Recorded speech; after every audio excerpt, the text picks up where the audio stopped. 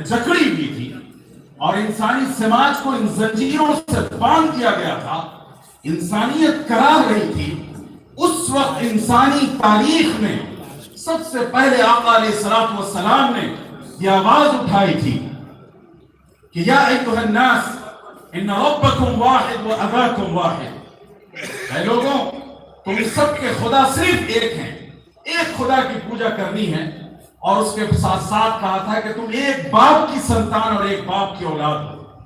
جب تمہارا روٹ ایک ہے، تمہاری نسل ایک ہے، تمہارا خاندان ایک ہے، تو پھر رنگ و نسل کی بنیاد پر، ریس کی بنیاد پر، ذات پات کی بنیاد پر بھید بھاؤ نہیں کیا جا سکتا۔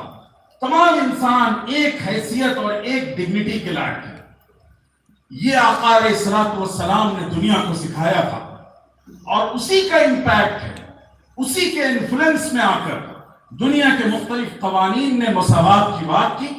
ہاں فرق یہ ہے کہ آقا علیہ الصلوۃ والسلام نے صرف نظریہ نہیں کیا تھا بلکہ اس کو نافذ کر کے دکھایا تھا۔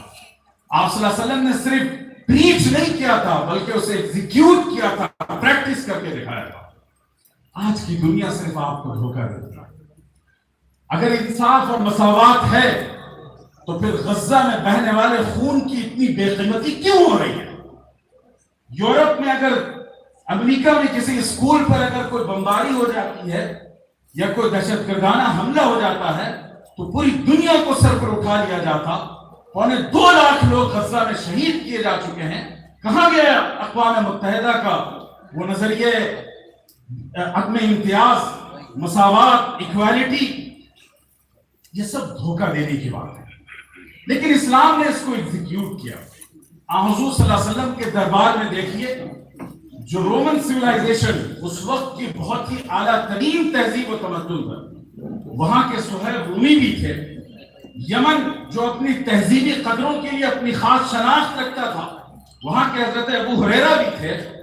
پرشین امپائر جو اپنی ہزاروں سالہ قدیم تاریخ رکھتا تھا، وہاں کے سلمان فارسی بھی تھے، اور ایتھوپیا کے بلال، بلیک فام، سیاہ فام بلال بھی تھے، اور ان کے درمیان کوئی ڈسکریمنیشن نہیں تھا، بلکہ فتح مکہ کے موقع پر آقا علیہ الصلوۃ والسلام نے کعبے کی چھت پر کھڑے ہو کر اذان دینے کا شرف کسی کو دیا تو بلال نے۔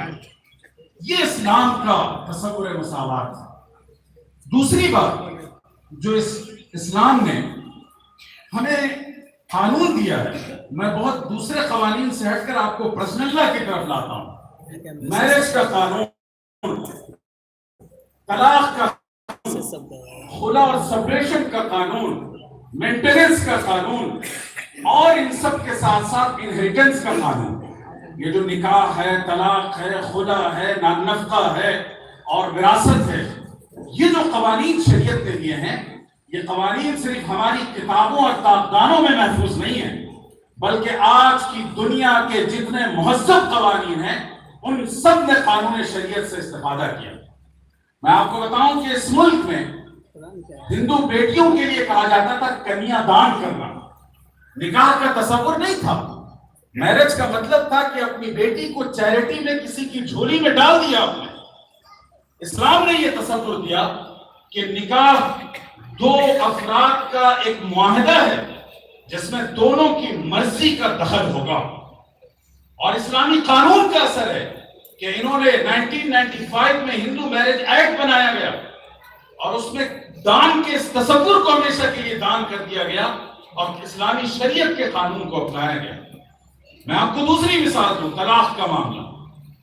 ہمارے جو ہندو تھنکرز اور رائٹرز تھے وہ ایک زمانے میں بڑے گرو سے یہ بات کہتے تھے کہ ہماری بھاشا میں طلاق یا ڈیورس کے لیے کوئی شبد نہیں ہے، اس لیے کہ یہ 7 جنموں کا ساتھ ہے۔ لیکن 7 جنموں کا ساتھ 1955 کے بعد ختم کر دیا گیا، اور باضابطہ انہوں نے ہندو میرج ایکٹ میں طلاق کی گنجائش پیدا کی اور قانون شریعت سے استفادہ کیا۔ ان کے یہاں کوئی تصور نہیں تھا، عیسائیوں کے یہاں کوئی تصور نہیں تھا۔ یہ اسلامی قانون کا امتیاز ہے کہ اس نے تمام تر جو لیگل انسٹیٹیوشن تھے اور کانسٹیٹیوشن بنانے والی باڈیز تھی ان سب کو انسپائر کیا اور اسلامی قانون سے انہوں نے استفادہ کیا۔